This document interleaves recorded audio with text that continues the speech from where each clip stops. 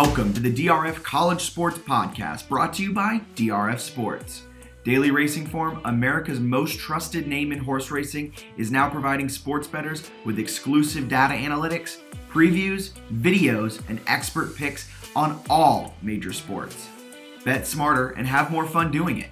It's the DRF College Sports Podcast, and now your hosts, Jack Fitzpatrick and Bennett Conlin.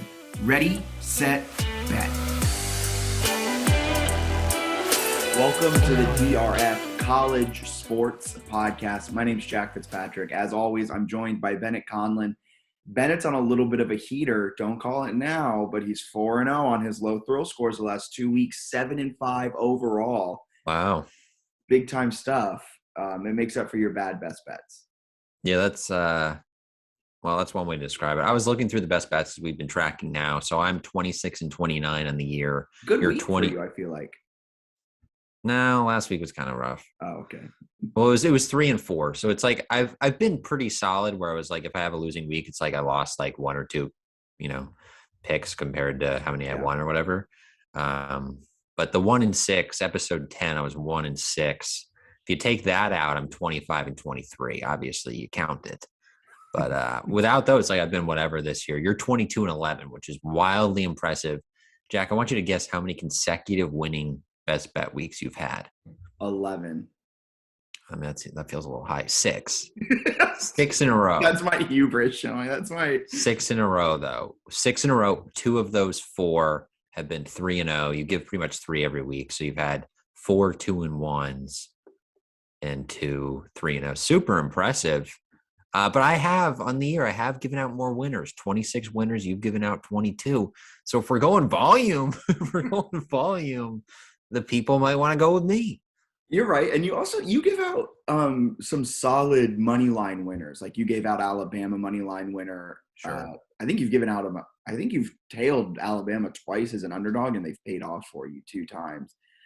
You've had a few best bets like that. So, sure. I mean, overall, our unit counts I'm probably better because I'm 22 and 11, but like they're probably more similar than what the record shows.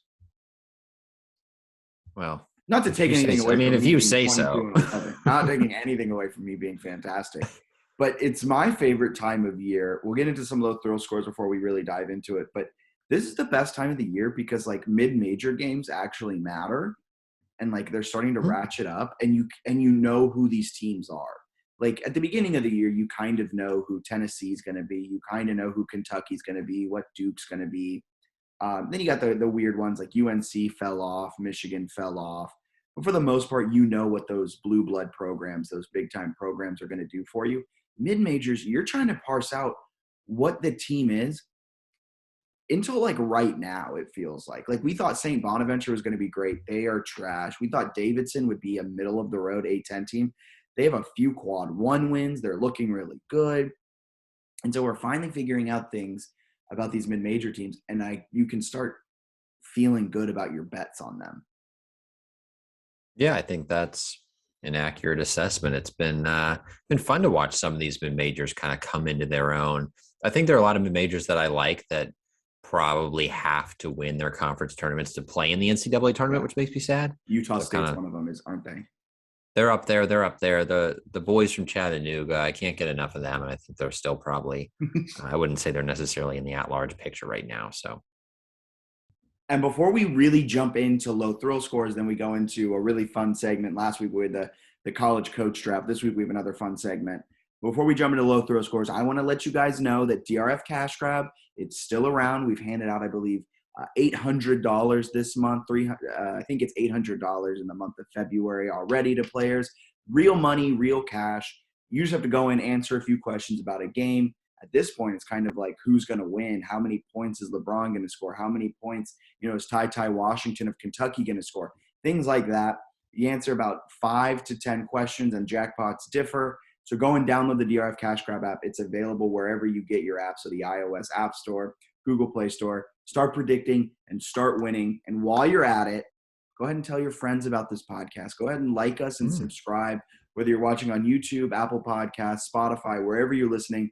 Go ahead and give us a follow, subscribe, whatever it is on that platform. Give us 5 stars. We'd really appreciate it. We're slowly growing, but we need your help to grow exponentially. And, that's the goal, because Bennett's handing out winners when it comes to the low thrill scores. 7-5 overall. I mentioned it earlier. 4-0 last week. I will say that was a good bounce back for you, mainly due to the fact that 2 weeks ago, you were 1-3 in your low thrill score. So a good bounce back 4-0 week. We're getting it going. Eastern Illinois. They go to Belmont on Thursday. Belmont is favored by 28. Kind of like Belmont here. It's a massive spread. It's massive. They haven't been winning. They've been winning a lot recently and all year. They've had some closer calls of late. I think they won by 34, though, the first time these two teams met, and that was on the road for Belmont. So coming home, you get, 28 points. I think this is a game they can win by 30 plus. I think they're well aware that, like, if they want any sort of at-large chance, you're looking margin of victory, that kind of stuff matters for the analytics and the net ranking and all that good stuff. So I think they'll come out firing, and it's a team that they're significantly better than. So I think they can win by 30. Yeah, the Fighting Jimmy Garoppolos don't have much of a chance in that one. On to Friday, we have a Ivy League showdown between Columbia. They're going to Harvard. Harvard's favored by 16. The Fighting Jeremy Lin's. Who do you got? I like Harvard here. The first meeting, they only won by 9 on the road. You're looking, Ken Palm's got it at like minus 16. Harvard, they've lost 3 in a row. I think they're feeling a little down. But I think they come in against Columbia, who is a special kind of bad. And I think they'll take care of business in that game. Columbia has lost, I think it's 8 in a row. Ooh. And they have not stayed within single digits of anyone since a win against Penn on January 8th. Penn started the season strong too. Penn's actually pretty good. Penn's an interesting. I'll probably talk a little Ivy League when we get into our mid-major stuff. I think Penn will be brought up. Awesome. Before we get there, your boys are back. No, not Chattanooga. No, not Cleveland State. We're talking IUPUI, who asked for student tryouts to join their team mid-season. They head to Youngstown State, another terrible basketball program. Youngstown State is favored by 20. On Valentine's Day, IUPUI only lost by 3 to Illinois Chicago. Isn't that exciting? And your voice was so monotone saying that I can't take it seriously at all. Isn't that exciting? No, I don't. And that was a bounce back spot for them because they had just lost by 38 to Cleveland State. My boys, Cleveland State. I actually kind of like IUPUI here. I think I might like them more Thursday. And it's a tragedy the Thursday game against Robert Morris was not the low thrill score. Kind of a shocker, a little of a surprise. I know some people were kind of clamoring for us to analyze that matchup. But I think they might cover 2 in a row. Well, I guess they probably covered against Illinois Chicago. I don't know how many they've covered in a row. Probably just that one. But I think they could get the Robert Morris cover and a Youngstown cover. So I would say I would ride IUPUI. They're 2-22. They've got no Division I wins. They're one of the best bets of the year. I have a question for you. Do you know what IUPUI stands for? It's like Indiana University of Pennsylvania or something. Although I don't know what the other UI is. Or is that just IUP? I think you're thinking of Indiana University, but I think you're thinking of IUP. IUP. Okay. It's Indiana University, Purdue University, Indianapolis. So I confused it with IUP. But at the end of the day, that doesn't matter because these guys play hard. Speaking of guys, Cleveland State -7 at Green Bay. I love Cleveland State. Okay. I absolutely adore Cleveland State. I think they might have been on the wrong end of a heartbreaker. Yeah, they were. They lost that 3 overtime game. You were texting me about that. Yep. Sean Parker, right? He hit the Sean Parker hit for Cleveland State, hit a corner 3 to force triple OT. I forgot who they were playing. Purdue-Fort Wayne. Purdue-Fort Wayne, another one of those really long names.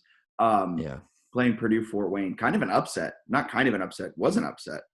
Yeah, that's tough for them. But it was on the road. Their next 4 games to close out the regular season are all on the road. I think they'll cover Friday against Milwaukee. And I think they'll cover again Sunday against Green Bay. Love this spot for Cleveland State, which beat Green Bay by 16 points the first time they met. Now, I will admit, going to Green Bay, it's not the easiest place, right? You got the Resch Center or the Crest Event Center. I guess they play at 2 places. Scary places to play, I've been told. So other than that, I like your boys at Cleveland State. All right. I like it. Those 4. So we got Belmont -28, Harvard -16, IUPUI +20, Cleveland State -7. I like it. Anytime you bet someone that's +20, you know you're doing something right, and you're not a In degenerate. the same betting space, take someone that's -28. Yeah, that one's an alarming line. That one's gonna be fun.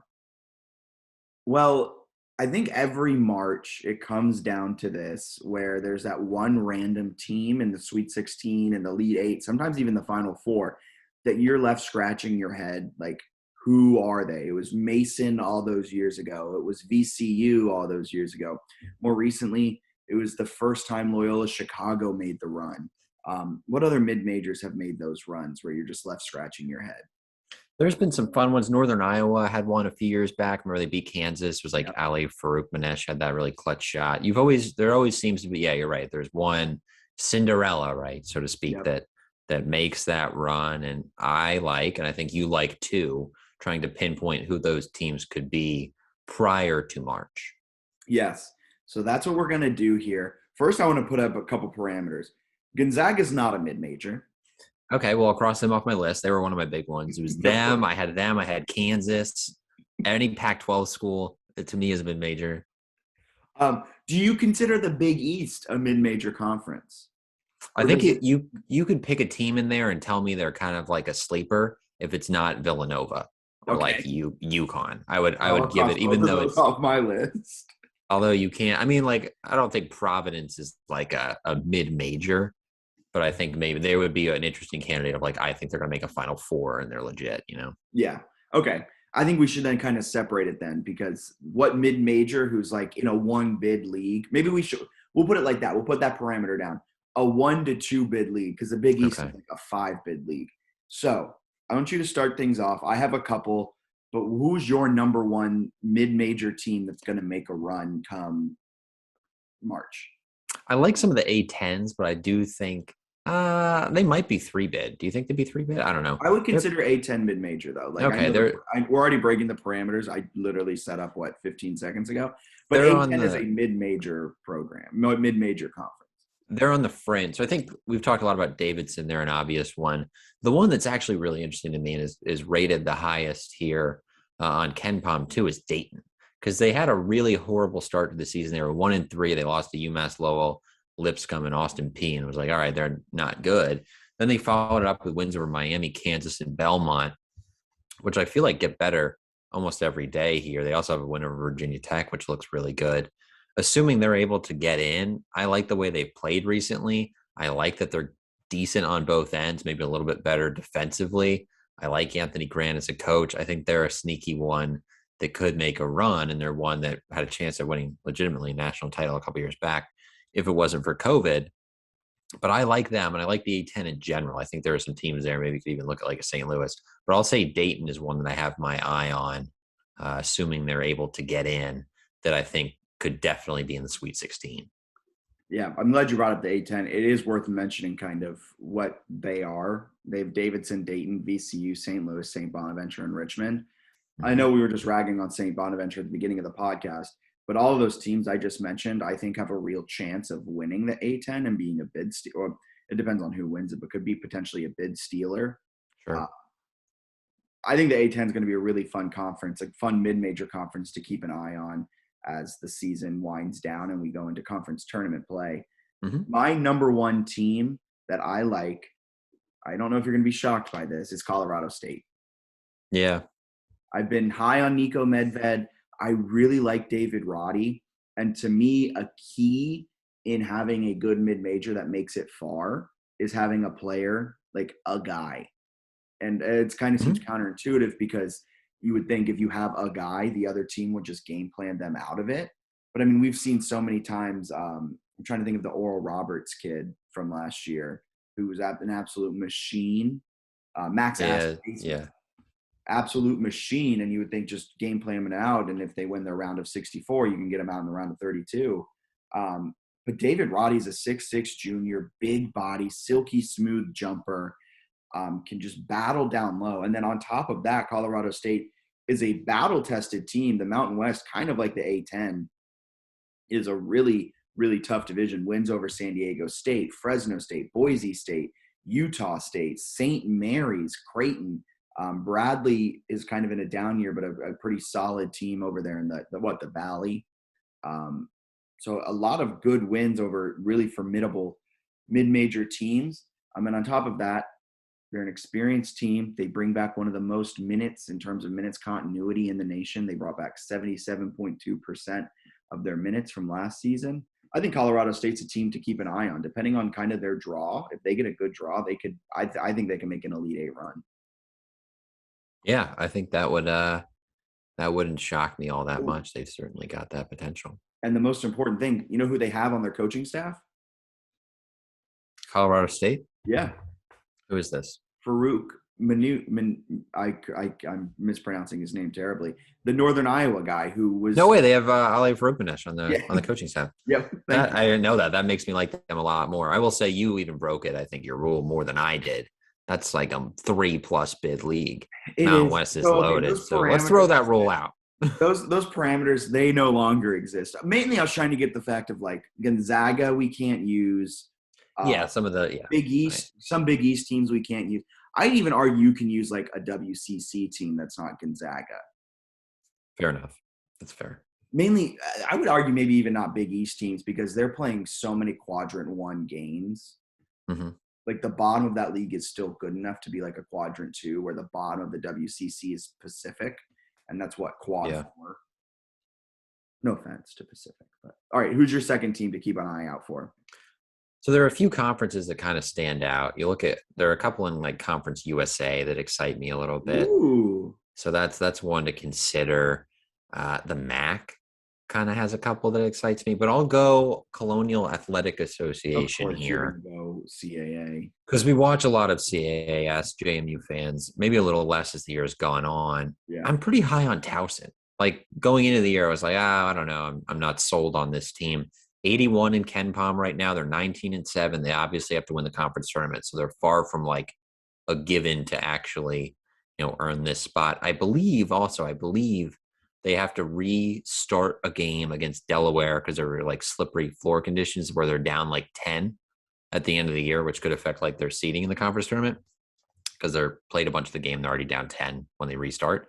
But I like them a lot. They're playing pretty well. They're good offensively, a top 50 offense. Defensively, they're not horrible. They don't turn the ball over a lot, which I like. They record a bunch of offensive rebounds, shoot it well. They're top 70 in three-point shooting percentage. Like all that stuff to me sets up nicely for a team that can do some damage. They do kind of lack size a little bit, but Cam Holden is someone that is really good. You can make a case that he's the best player in the conference. I think Aaron Estrada for Hofstra has a pretty good case for that too. But I like Towson. I think Towson's a team that if they do get in, if they're like a 14 seed or a 15 seed, I think they could be sneaky dangerous from that spot and give someone a run because they can fill it up a little bit. It's obviously going to be a little bit matchup based. They're not necessarily my favorite mid-major, like make the Sweet 16, but they're one I would take an extra close look at depending on the matchup. If they do have a 14 or 15 seed, I wouldn't discount the possibility that they could destroy your bracket.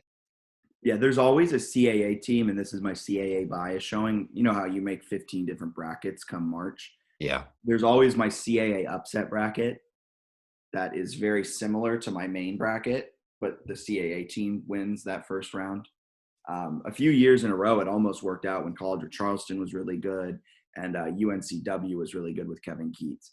My second mid-major, and this one's a lot more on track. This one's a lot more of a mid-major. Murray State out of the Ohio Valley. They're gross. I mean, they're like top 25. Like they're fringe. They're fringe. They're not. I don't know if they're sneaking up on people, but I hear you. They aren't sneaking up on us. But if you asked Joe Blow, like the random college basketball person, he'd be like, you'd say Murray State, and he would say, "Oh, John Morant School." He wouldn't be, "Oh, one of the best teams in the country." Aren't they ranked though? I feel like that gives them a little more national cred. They've definitely popped into the AP Top 25. They have popped in. This is okay. I'll retract this one. I think it still counts. They're 24-2. Like I just wanted to bring up Murray State. This is an honorable mention. I'll bring up another one here quickly, but it's just worth mentioning that like a team like them and they tend to have a good program, but just coming Yeah, out of the Ohio Valley, that's so difficult. And they'll probably win two games, get to the Sweet 16, and then things might implode. I will say they haven't had, the murderer's row of a schedule. Losses sure. to Auburn and East Tennessee State. And I know that's the argument that Gonzaga always gets every year, so I'm not going to use it. It's just worth mentioning. So I guess my real second one, since Bennett isn't accepting of Murray State, this one might be a little bit more crazy, but I really, really like VCU. Yeah, I wonder what they need to get in. That interests me a lot. But tell me about why you love the Rams. I love them because of their defense. Yeah, their offense is absolutely abysmal. One of the worst offenses in the country, but they have the fifth best defense. And we all know what Shaka Smart created when he was at VCU, when he was in Richmond, Virginia. Havoc lives here. And now Mike Rhodes has kept that going at VCU. They still employ one of the toughest defenses to break. And in A10 play, they had a little bit of a slip up there against St. Bonaventure and Davidson. But since then, they've only lost one, and it was to Dayton. They beat up on bad teams, and with their defense, come March, win two games, they're in Sweet 16, and all of a sudden, the city starts getting behind them. That narrative starts getting built again. And I think all it takes is having one guy kind of catch fire that weekend. And I know there's a lot of ifs going on there, like you need this to happen and this to happen. But with a fantastic defense, we've seen it in March Madness before. Anything can happen. Are they going to make a Final Four run? Probably not, with an offense that's 267th most efficient in the country. But with that defense, they can pull off a couple wins and get an upset here and there. Yeah. But Yeah, what I do they like need that. to get in? That's a great question. I think they probably need to win the A10 or I win think, out. yeah, they're probably gonna need something like that, right? So they got 5 games left on the schedule, and they've got some chances with St. Louis, St. Bonaventure, and Richmond to maybe build the resume a little bit there. But yeah, you maybe go 4-1 in those, have a good showing in the conference tournament. But they are a good team if they get in. I think that's kind of how I feel about the whole top of the A10. Is like if they get in, like even St. Bonaventure is kind of a fascinating one. They've won 3 in a row, Yeah. including 2 against St. Louis. I mean, their schedule down the stretch is reasonably manageable. If you can get through a bunch of those, I don't know, maybe you find a way to make a run and get yourself in there. And it's the team that we expected it to be at the beginning of the year. So, like, that's a good one. Dayton, I mentioned, is playing really well. You've talked about Davidson a lot on this podcast. That's a really good basketball team. So, probably a few NIT teams in there. But whoever does get in from the A10, I think, has a chance to be reasonably scary. Okay, I have two more I want to share. You're next though, because I just gave you two. I'll hit you with the Chattanooga one. Of I've talked course. about them a ton. I want to make sure I throw them out here. They probably need to win their conference tournament, the Southern Conference, to get in. SoCon, baby. I still think they're better than everyone in the SoCon. I mean, you look at like Furman, who had a pretty good battle with them recently. Maybe they make a run at them, or VMI or Yeah. Wofford or someone. You could always be an upset. But like Chattanooga is the best team in the conference. They have a win over VCU on the road this year, best win of the year for them. Tough losses on the road to Belmont and Murray State. They haven't played necessarily a murderer's row, but they have 2 wins over Furman, a win over VCU. So some solid ones there. They're 22-5. They're pretty efficient on both ends. I like them because they defend the three really well, which I think has a chance to translate well to the NCAA tournament if they're in it. I like that they actually have some size. They have regular contributors, multiple guys, 2 guys who are 6'9", 250 and above, which I think helps them a little bit. So there's some size there. There's good guard play. I like what they have. I think some of it is going to depend maybe a little bit on health and who's available at the right time, but I think they're a well-coached team, and I think they're a team that has potential to win a game or two in the NCAA tournament if they get in. You know who else is a really well-coached team? Virginia. Iona. Yeah, Iona's a great one. Mainly because Rick Pitino and the magic he has. They're probably going to have to win the MAC just because they don't have any good wins outside of Alabama. Right. Like you look at their Ken Palm and it's all triple digits. And they're going to finish out the season Fairfield, Canisius, Ryder, Manhattan, Quinnipiac. The highest ranked team there is Fairfield at 213th in Ken Palm. But kind of what you were saying before, they are really well coached. They have a really good, or they have above average offense and above average defense. They play at a solid tempo. I just think Rick Pitino will have his team going, and they've already played Alabama, Belmont, and Kansas. Granted, they are 1-2 in those games, but earlier on in the season, took down App State, took down Hofstra, took down Liberty, all mid 100 kind of Ken Palm teams. They beat bad teams and they lose to good teams. But in March, can they put together 2-3 wins? I wouldn't put it past them. Yeah, I like that one. My final one, I'll throw in a Conference USA. I think whoever wins the league, assuming Charlotte. it's UAB or North Texas. Oh. Yeah, Charlotte maybe. UAB or North Texas, whichever of those teams can get out of that conference, I think have a legitimate chance to do some damage. I kind of feel like at times like UAB is maybe the more complete team, but their resume is a little more confusing where they have some losses that you wouldn't necessarily expect, where they've lost to Old Dominion and Marshall in the last couple of weeks. But like they played West Virginia, lost by 6. They have a neutral site 2-point loss to San Francisco. They lost by 3 to South Carolina. Got a win over St. Louis on the road. Like they have some really good wins. And then you look at North Texas, a solid team that has some competitive losses. They have a win over Drake. They have very close losses to Buffalo and Miami, and then a competitive one against Kansas. So, I mean, I like those teams. I think whoever gets in from Conference USA, of those two, if someone's like a surprise winner of the conference tournament, I'm not as strong on this. But if you get North Texas or UAB in there, I think Conference USA has a legitimate chance to do a little bit of damage. That's kind of one of the conferences. Them, the SoCon, because of Chattanooga. Then you look at the A10. That's a conference I like, and then the CAA potentially could have one that I think's a good threat. Like the Sun Belt, to me, the more I think about it, the Ivy League, like those leagues, I just don't see them winning games. Like I like some of the Ivy League teams at the top. I think Yale, Penn, Princeton, whatever, they've done some nice things in conference play, but just don't really see that happening. Then you look at like the MAC, the Metro Atlantic Athletic, where you got Iona if they get out. Yeah. So there are a couple of conferences that have kind of circled where it's like, all right, I like a couple of those teams. Maybe same with the shorter MAC with Ohio and Toledo. Yeah. So something to keep an eye on there is that, you know, if you have two teams at the top, maybe you pick the league to win one. But yeah, kind of hard right now to know exactly who's going to be those Cinderellas, just because these teams are good enough to win games. But there's going to be some of these that we've mentioned that are battling for like an NIT title because they just draw the short end of the stick in the conference tournament. Yeah, I think Conference USA, La Tech is a team to watch, mainly because of Kenny Lofton. Kind of what I was saying back with Colorado State. They have that one guy, and he just has to play really good for a few days, and he can potentially make a really good run for La Tech. My last one, and this one's tough because their path is extremely difficult to make the NCAA tournament. And after this 3-game losing streak, including getting blown out on the road at Viejas against San Diego State, Utah State, maybe I've just drank the Kool-Aid of Ryan Odom and like just following along with them loosely this season. Yeah. I feel like they have the pieces. They're one of the better offenses. They have a top 100, top 85 defense.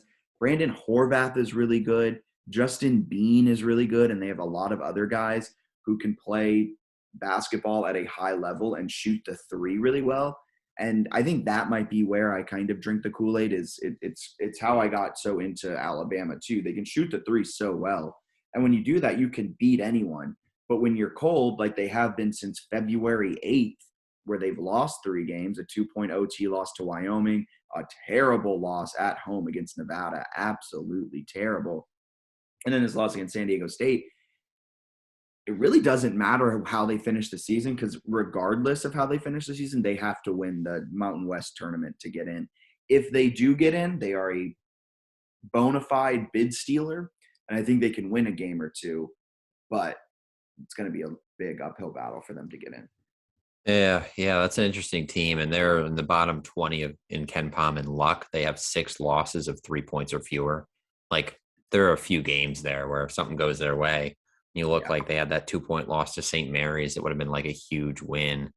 An Air Force loss that was really low scoring and close. You mentioned they've played Wyoming twice, and both of them are 2-point losses. Like that's that's tough to swallow. They have a few opportunities where they probably could have made a run at it.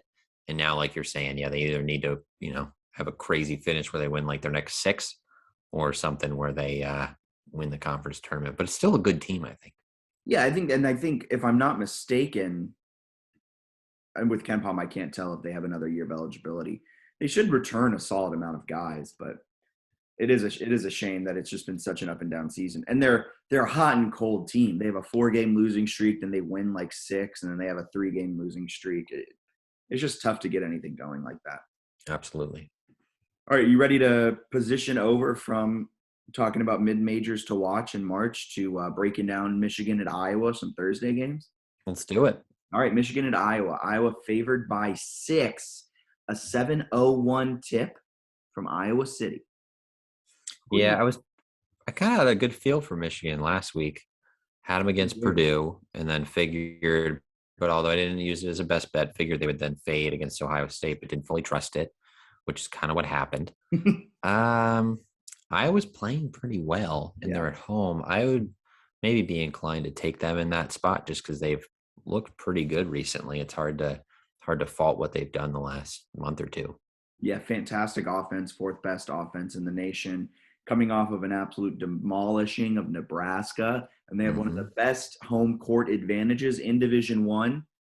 I like Iowa to cover this game. I think Michigan State probably is in another letdown spot after losing to Ohio State in kind of embarrassing fashion. That's a rival. Iowa keeps it coming. San Francisco at St. Mary's, a great WCC showdown. St. Mary's, the home team, favored by 5. Feels big. It for both teams, like not just for like WCC standings, but for like their at-large chances. I feel like it's a bigger game for San Francisco than it is for St. Mary's. Who do you got? If it is 5, it's like borderline fishy, but I would consider San Francisco with +5 because their only loss of more than 5 points this year was to Gonzaga on the road. You've played 27 games, and that was their only. If that's actually the line, that feels a little large to me. It'll probably be smaller. I would imagine that comes down. That's going to be around probably like 2. If it is 5, I'd almost consider taking St. Mary's because that maybe look at what the public numbers are on that, but that would be an interesting one because San Francisco. The same thing about these teams, they just like find ways to keep it close, and play like these lower scoring, scrappy games. So I would even kind of like San Francisco to win, but you get some pretty good value. Let's not get you get great value with that. I think it's more of a must-win for San Francisco. And also last week on our coaches draft, which you haven't checked out, it's available on our YouTube, DRF Sports YouTube. Check it out. I think it was a really fantastic, about 30-minute chat about the state of college basketball coaches. But I picked Todd Golden. I got to ride with my guy, so I think San Francisco in that one. Wow, some weird games coming up next. I'm going to let you – are you in a fan match right now in KenPom? Yeah, interested in Cincinnati, Wichita State, because it's kind of a weird one where Cincinnati has not been playing particularly well of late. Yeah. They're looking like they're 3-point favorites. Wichita State has come on a little bit stronger. Tempted on Wichita State there, but I don't know. That's kind of an ugly matchup, but I think it's one I might ultimately look at on the day. Yeah. And then Washington State, UCLA, I was surprised didn't have a better thrill score because UCLA has looked kind of crappy recently. Washington State, they've now lost 3 in a row, but some of those have been really competitive against good teams. They're not bad. They're a very solid 14-10. They tend to be in a lot of games. So that's one. If you do have UCLA at -9, kind of struggling a little bit. I don't know. Yeah. I don't know. UCLA has lost 3 of their last 4. The key here, though, is that it's at UCLA. If this was at Washington State and UCLA was -7, I think I'd be on Washington State. But the fact it's at home, I would like to assume after the Jaquez and Juzang were out for a couple of games, respectively, I would like to think they both came back for the Arizona game. That at this point, that was February 3rd. We're now on February 16th. that things have kind of figured themselves back out and that rotation's back to its normal ways. And they have kind of a get-right game here against Washington State, coming off of a 3-point loss against USC. I think the spot, as we talk about, is bigger for UCLA at home against Washington State. But like you said, 9 seems like a lot of points for a UCLA team that's lost 3 of 4. Maybe you can buy low on UCLA here if that line's a little lower. But at -9, I think I would stay away at that high of a number. Yeah, that's fair. I want your opinion on a crappy Big Ten game. Oh, crappy Big Ten's my middle name. So we got Penn State beating Michigan State on Tuesday, right? Big upset. They won it by 4. That's after a 6-point loss to Minnesota, a 1-point loss to Michigan, and a 2-point loss to Wisconsin. Before that, they beat Iowa in overtime. So the last 5 games, they've actually looked fairly competitive. And they've been, kind of competitive in spots throughout the year, especially for a team that I think people don't expect really anything from. Yeah. They play Minnesota. They're probably 5-point home favorites against the Minnesota team that also is not very good. But Minnesota beat Penn State less than a week ago by 6. Yep. Do we think it's a Penn State letdown spot? That kind of feels like one where people are going to remember the Penn State-Michigan State result. You got a Minnesota team that's not great, but you also have a Penn State team that's really not great. Here's a question for you. Does that prior loss, 2 games ago, negate the letdown spot? We're talking this is really pseudo psychology here, and we're trying to get into the brains of an 18-year-old college basketball player. But does that prior loss 2 games ago against Minnesota negate the high they're feeling off of Michigan State, where it would traditionally be a letdown spot, but because they're avenging a prior loss, does that now become a get-up spot? It could. It's just one that I feel like the public's going to be all over, and I don't know if I want to be on the public side. So maybe I stay away. It's not bad to be on the public side. Sometimes it's not bad. Sometimes it's not bad, but typically there's a reason the sharps are the sharps and the sports books make money. But I mean, this one would make sense as kind of a Penn State continue a little trend of playing really well. So I think that could be an interesting play. It's just a fun spot to try to analyze. It's like they're coming off that big win, but they just lost to Minnesota, and now they're going to be 5-point favorites. Minnesota stinks, but they're able to beat bad Penn State. I don't know. I don't love Minnesota. I'll say that. I don't think they're a very good team. I think Penn State's probably better. Yeah. But both teams suck. Yeah. Minnesota has technically the better offense, but not by too much metrics wise. Penn State has a much better defense. Here's the question. Do you think Penn State will be favored by 5? Do you think they're kind of getting overvalued by Vegas a little bit, or the public's pumping money into them? I think it might be more than 5. Yeah. That's what I was kind of getting at. This is probably a 3-point game. If I'm sitting there trying to make the line, I think this is about 3 points. But based off of everything happening and the way the money's going to come into probably Penn State, I wouldn't be surprised if this closed at a 6-7 point spread. At that point, I might like Minnesota.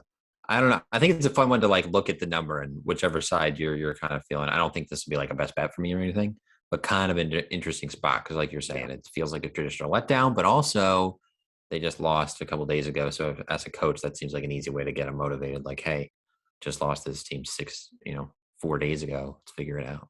Yeah. Quick last one on Thursday. I want your pick. Don't dive into it. Towson at UNCW. I would lean Towson. Yeah. Okay. Towson. I think they're better. Friday, there's not a lot. There's one game I want to talk about. Battle of the City, Richmond. Oh yeah. This is a personal thing this is a fun game. Personal game. No, when I say that, growing up near Richmond, this is always kind of a fun game. And I was a VCU fan for a few years when I was looking at colleges, almost went to VCU. So supported them. Both of them need this for various reasons, whether it's seeding in the A10 tournament, whether it's trying to make an at-large push, which probably not, more so for Richmond. But it's at VCU, at the Siegel Center in Richmond, Virginia. VCU's favored by 3. I've been on the Richmond train this season. They're coming off of a good win against LaSalle, a bad OT loss to Mason. Who do you got? I like Richmond money line here. I do too. Yeah, I think they're going to win this game. I think it actually might be a best bet for me. They've come close. They lost by 2 against VCU last time. Hard to play at VCU, but I just like the way Richmond has played recently. So since the start of the new year, they had a St. Louis loss by 7 points. Their other losses are 3 points to Davidson, 2 points to VCU, and then an overtime loss against Mason. So like they've been in pretty much every game. They got a bunch of wins during that stretch. And even earlier in the year, they had that overtime loss to Mississippi State. Maryland game, they probably should have won. They kind of gave it away a little bit. And then Utah State, they were in that game. Drake was one I thought they were going to get and didn't. Like they've been in a lot of chances and been really close. And I like them in this spot. I'm also not totally sold on VCU, which shot the lights out on Saturday, then found a way to pick up another one. VCU is playing really well. I don't know. I think Richmond, I kind of like how Richmond stacks up in this one. I love that I just spent 3 minutes earlier in the podcast talking about how I think VCU can make a run and their defense is really good. I'm going to pick against them. And I'm going to pick against them. I think since this will be one of your best bets, I won't best bet it. But just know that I, too, really like the Spiders in this spot. They previously lost to VCU, like you said, by 2 at Richmond. And now they go across town at the Siegel Center. I think this is a revenge game. I think this is everything about it. You hate losing to your in-city rivals. Give me Richmond money line easily. All right. Going from that, we have a packed Saturday. We have to start it off with Tennessee at Arkansas. Tennessee's favored by 1 on the road against Arkansas. I like Arkansas. I think Arkansas is one of my favorite bets of the weekend.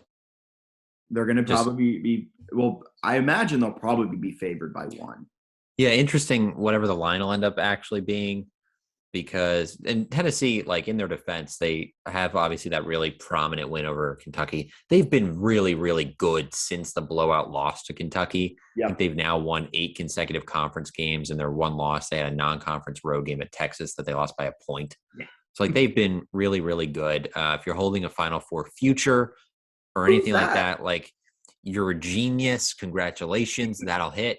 Well done, my man. Whoever's out there that did that, it was me. Feeling good. But Arkansas has also, during that same stretch, played incredibly well with some dramatic home overtime wins. They also have a close loss. Auburn's up there. They also got one over A&M, but I don't think they'll watch that one. But like they've been really good recently, and I think it's one that like I like the matchup. I like that they're at home. I like that Tennessee just had this huge emotional win over Kentucky. It just feels like a spot where the must bust gets rolling. I'm all over it. I love that pick. Because I think Arkansas is a good team. And the key to these games, especially late in the season, in my opinion, if it's a close game, ride the home underdog. Like if they're similar teams, ride the home underdog. I just love me a good like raucous home crowd in a game that's like nearly a pick 'em. Just feels like, yeah, give me that. Yeah. Texas Tech at Texas. Another going to be a raucous home crowd. Texas is favored right now, according to Ken Palm, by 2. Yeah. Chris Beard coaching against his former team. I believe he already lost on February 1st to them. He did. Like 13. Yeah. So can he make up for it here? What do you think? I see there's exactly what I just said. I like Texas in this one because they're the home team. It's going to be a raucous crowd. I think Texas Tech, that game meant so much to them. Like so, that guy just spurned you and he went to your rival and you're getting up for that. I think Texas is going to get up for it because it's a rivalry again. And in Austin, if I can get Texas -2, I like that. I think I agree with you on that one. Not a best bet for me, but one that I kind of like that spot as well for them. It feels like a spot where they can bounce back and pick up a much needed W. I agree. Next up, we got Illinois at Michigan State. Michigan State's favored by 1 here. I'm going to buck the trend that I've created by picking home teams to win these first 2. I like Illinois. I think I'm not going to pick them to win the national championship because they spurred me last year. when I did that, but I think they're a really, really, really good team led by Kofi Coburn. They do things very well. They're an older team. With all that being said, tonight they do play Rutgers, and that's going to be a really interesting game to watch because Rutgers has kind of put together a really good resume. But Yeah, they I like have. Illinois to beat Michigan State. And if I can get Illinois at plus money, I'll take it. That one might be a best bet for me the other way. Really? That Michigan State is like a complete Jekyll and Hyde. They are the weirdest team. That's so true.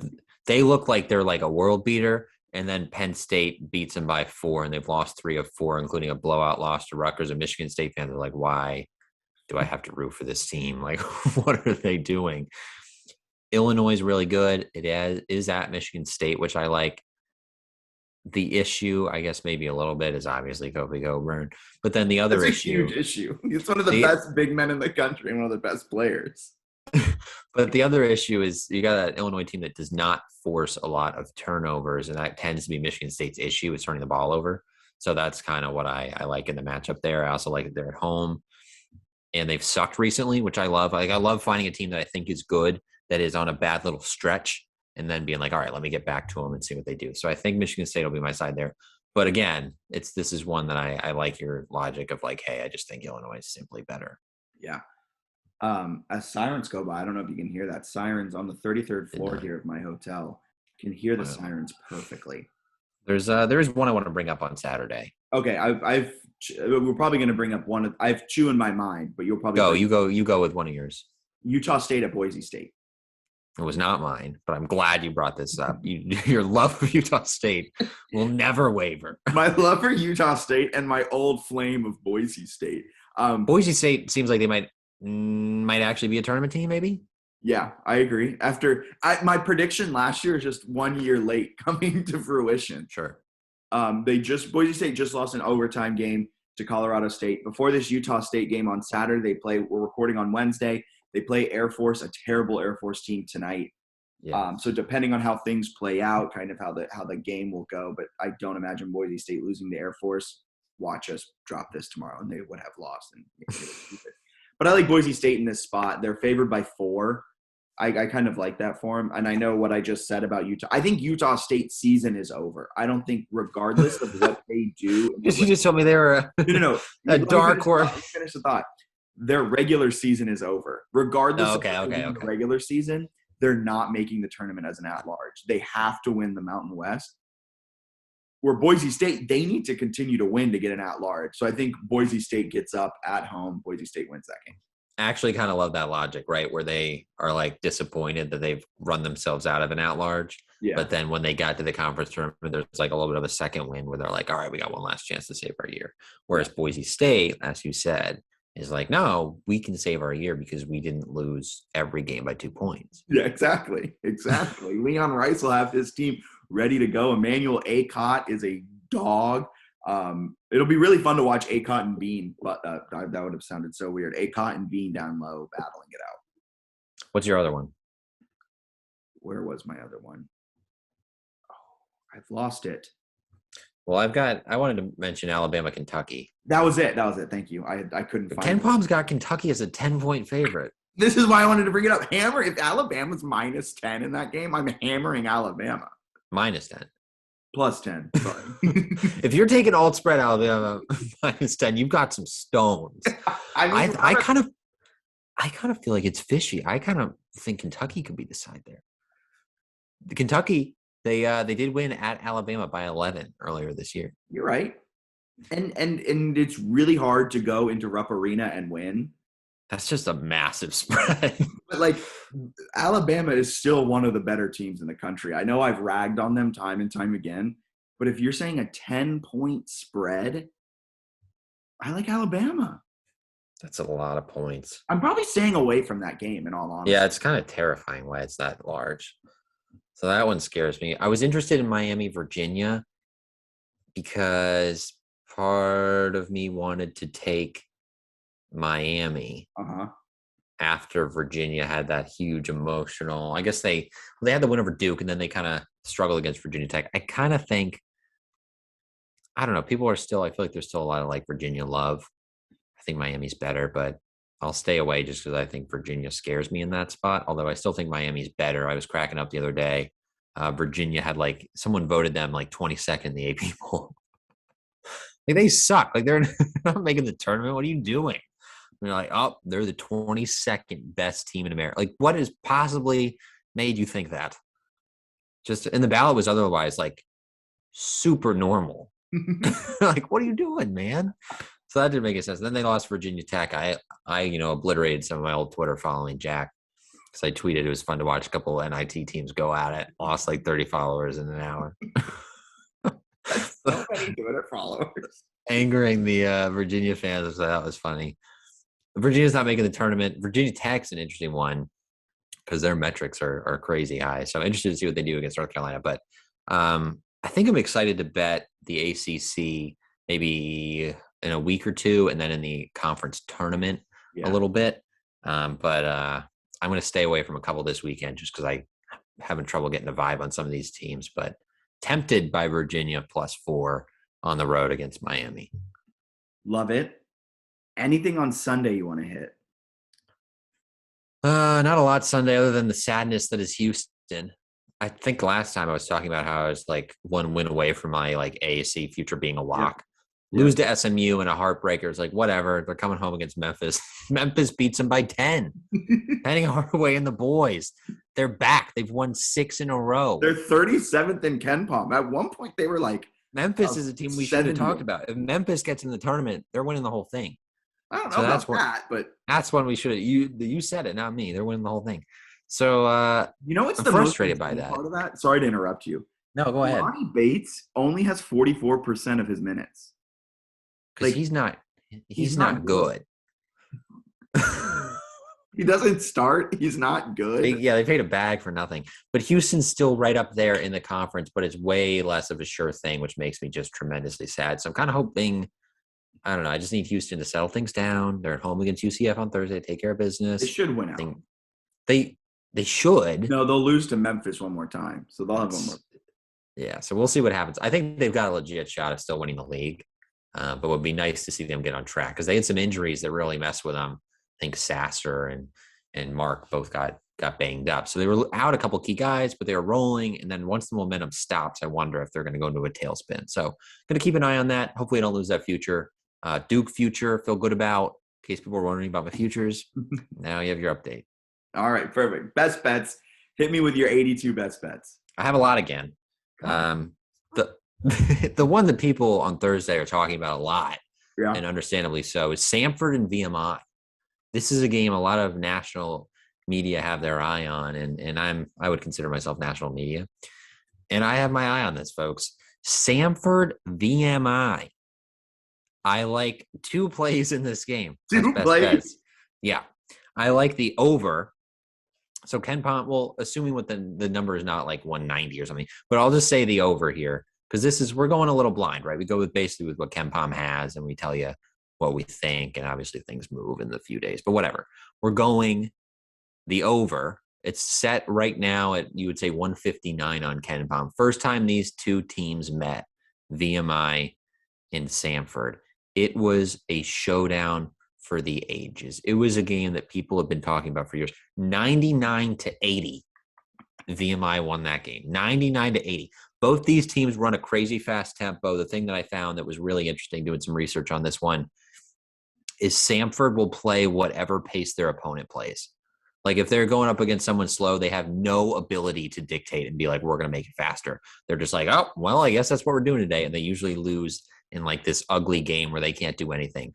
Fortunately, VMI is plenty happy to run. They play no defense. They're exceptional offensively. The over here is one of my favorite plays.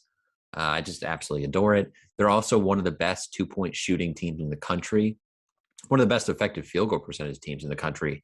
Samford simply cannot defend the 2. They're just not good at it.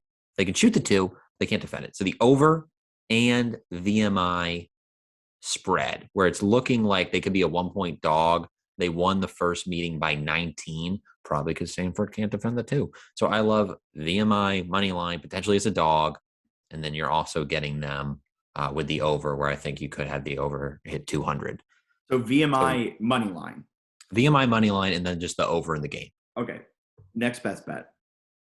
I was considering Wichita State at Cincinnati. I'm going to stay away from that one. We're taking Towson. We mentioned this briefly over UNCW. Just going to go money line there. Maybe kind of a soft one. If it's like -4, it's a little cowardly, but I don't care because I think it's got a chance to be smaller than that, where it'll be like -150 or something. So maybe a little bit of a safe play from the guy who's trying to get back to 500. I don't care. We're taking it. You go money lines only. This whole I think we're taking that one. Huge favorite money line. One of my money lines only. I've got some better ones that are less cowardly. One of my favorite ones is Western Kentucky on Thursday, home against Charlotte.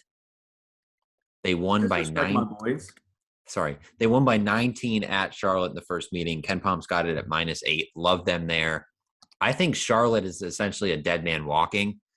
In terms of like, I don't know how long Ron Sanchez is going to be the head coach there. Feels like every time they have any sort of momentum, they squander it almost immediately. I just don't think they're good. Win two, lose two, and CUSA play. Yeah, I think they stink. And you've got Western Kentucky that's won 5 in a row. I think they're kind of building something there and coming away at the right time where they're building momentum ahead of the conference tournament. So I love them -8 in that spot at home. Feels like a really good spot for them. Charlotte also sucks on the road. Yes. So like there are a lot of things there that I like. I also love, we talked about this briefly, so I won't analyze it a lot, but I'll take Arkansas. We'll do Arkansas money line over Tennessee on Saturday. Although I'm skipping ahead a little bit on the days. But Richmond over VCU. I'll say money line there. I think they could be dogs. Richmond over VCU. That's a Friday game. And then another Saturday one, Michigan State over Illinois. I think that's going to be a fishy one for me. I like it.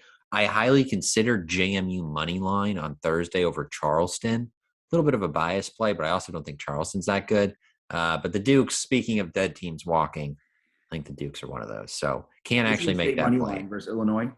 Yeah. So I won't play the Dukes, but I'll quickly wrap up here my plays. So I've got Samford VMI over, and then I've got the VMI money line in that game. So 2 plays in that Thursday game. Thursday, I also have Towson money line over UNCW, little cowardly. Western Kentucky spread over Charlotte. And then on Friday, we have one play, just Richmond money line over VCU. And then on Saturday, we're going to go Arkansas money line over Tennessee and Michigan State.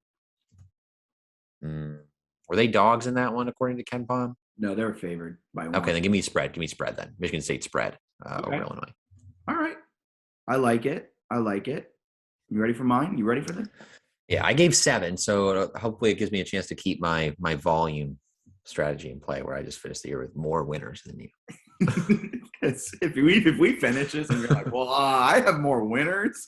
Meanwhile, I'm hitting at a 66% rate. So you've been pretty hot, so I think I might just tail you this weekend in addition to my own best bets.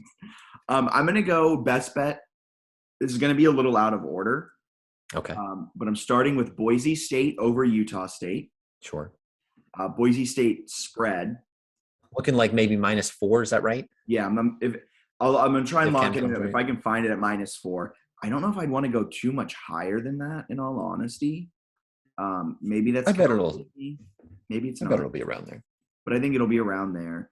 I would love to play Richmond VCU, but I don't want to because we agree on that one. I don't want to. I just don't want to. You know what I mean? You can do it. We've done it before. I know, but I'm trying to get away from that. Okay. There was another Mountain West game that I wanted to bet, a Colorado State game. Why can't I find it? Because it has a. Colorado State Saturday against UNLV. Colorado State's only favored by 2 against UNLV. Really? It is worth noting that the Running Rebels and Kevin Kruger, they're really good at home. 3 losses at home. So, not crazy, but it's a tough place to play. However, with that being said, Colorado State's fighting for an at-large bid, seeding come the Mountain West tournament time. I love Colorado State in that spot. Give me Colorado State -2. I think they win by probably a few more than that as you try and get out of your fly that's going around you. I know, it's disappointing stuff. So those two, and I have to have a real third winner. I got to go Thursday. I got to start the week strong, You do tend to, yeah, you love your Thursdays. You just get off to a couple of wins. I do, and I'm kind of going away because I don't I normally. kind of feel like I kind of think I know where you're going to go. It's not Colorado State again. No, I kind of feel like you're going to go Northwestern State at Incarnate Word. Correct me if I'm wrong. No, I actually was going to go UY against Robert Morris, but I needed to have I wasn't ready for this third one, and this is on me. There's a lot of value in Northwestern State over Incarnate Word, by the way. If you do want to go there, they've already beaten them by 9. You ready for this one? This one's weird. Okay. ODU wins against Marshall straight up. I kind of dig it. I kind of dig that one. Marshall ODU is shocking. What? They're a shocking team. Sure. You know who else is shocking? Marshall. They're 2-10 in conference play. One of their wins was without Tavion Kinsley at UAB. Actually, it was at home against UAB. Tavion Kinsley, who's their best player, Kinsley, Noel, he's out for the rest of the season. He might come back for the CUSA tournament, but he's out. So I don't know what Marshall's doing. I also don't know what ODU's doing. But ODU and Charlotte are very similar in my eyes. Charlotte absolutely blew out Marshall. Give me ODU, Jeff Jones and company. They just beat UAB. What's happening? I don't know. But previously, they already beat them by 15. ODU beat Marshall by 15 at home. I don't think Marshall's good enough to avenge that loss back in Huntington. Give me, if Marshall's the favorite, that's insane. I cannot back a 2-12 team in conference play. Give me the Monarchs, ODU money line, book it. That's the first one. We're starting the week off with a win. I like that play. I also just love Marshall. What are they doing? What are they doing over there? I don't even know what they're doing. What was your third one? Colorado State. What was that? Colorado State was your third one. Against UNLV. Yeah. -2. What was my fourth one? What was my second one? You had Boise State over Utah State -4. Then you had Colorado State. What are you thinking? They're probably -2 at UNLV. Yeah. And then you've got ODU probably like a +100-ish dog at Marshall. And I love that. I think I might tail some of those. I like that. Those are some good plays. Feels like another winning week for you. I think I have 7, if I'm not mistaken. 7 because I got 2 in that one. So I would love a 7-0 week. Speaking of terrible, just as a wrap up. So I'm in New York City right now. Sure. I'll be back when this podcast drops. But the fact that I was able to sports bet again, and I made my return. Yeah, do you want to terrible 0-4 slate? I'm glad I didn't tweet any of them out because that was embarrassing. Yeah, you went 0-4 after you went to New York. I think it's probably worth mentioning here for the viewers that Jack's a trader who doesn't bet every game that he gives. And it's kind of hilarious, though, that you're 22-11 over the course of the year, like giving bets that you were at times unable to actually place legally. And then you had, your trip to New York where you're like, oh, sweet, let me cash in on some of this knowledge. A quick 0-4. Yeah, legally. We only do things legally around here. Of course. We only do legal betting. You know that. Yeah. Where can people find your legal betting tips and advice and stories? You can find me on Twitter. I'll try to tweet out the best bets again this week at Bennett Conlin. And had a very interesting story for Sports Handle this week that I'll probably tweet out soon. Today is Wednesday. Yep. As we're recording, but you can read on Thursday. The DC or Gambit DC app, which is the app that you can use throughout most of the District of Columbia, the nation's capital, went out during the Super Bowl, like for the entirety of the Super Bowl, went out 2 hours before for about 24 hours. Some fascinating stuff in terms of whose fault it was. They blamed their mobile app provider, which is a Greek-based company, actually. And they had talked about how they sent some approval to Apple a few days before the Super Bowl for an app update. For whatever reason, they did not get that approval and then had just a weird kind of cluster around the Super Bowl where it ended up getting paused at that time, then went back online the next day. Obviously, horrible timing. DC awarded Intralot, which is that mobile app provider the contract to like mobile sports betting in DC. It was like a non-competitive process, so a sole source contract where they just kind of gave it to them. There was some controversy involved in that, and they have proven to just really have a terrible app, and people were pretty furious. So talked to some DC council people, got a statement from one who was saying that they didn't want to pull the plug on the contract yet, but they need to get their act together essentially to make it change. So as someone who lives in Maryland and can't bet mobile, they've had 2 meetings this year and like haven't even mentioned their plan to get mobile going, which you're hoping late 2022. DC is kind of a cluster. Annoying that you have to like drive up to Virginia to really have a legitimate way to bet. Super annoying. Yeah, super annoying that I'm in Charlotte.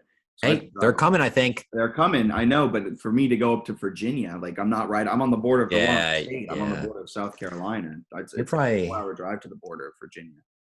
I'm probably a few months away, though. They're coming. You'll probably get it before Maryland, honestly. Yeah, and then we're legally sports betting over here, and then I can actually make more. Go 0 yeah, you can go 0-4 in your home state. Exactly. So you can find all of our written stuff, all of our expert picks, exclusive analytics and insight and data over at drf.com/sports. A lot of great stuff. You can sign up for DRF Sports Pro and get even more exclusive access to data, analytics, everything. Like I said, all of our expert picks, and by expert picks, I mean my 22-11 picks aren't behind a paywall. So that's pretty prime. Although I'm a little bit on a cold streak on my written stuff. We're back. It doesn't. Well, you can check out today's Thursday betting preview when you're listening to this. Hopefully I'll have a 1-game winning streak. But you can also follow us on Twitter at DRF_sports. The underscore is very important. And you can follow us on Instagram at DRF Sports as well. So for Bennett Conlon, my name is Jack Fitzpatrick. I'm feeling a really good week. I don't know about you, but I'm feeling a really good week. See you guys next Thursday. See ya.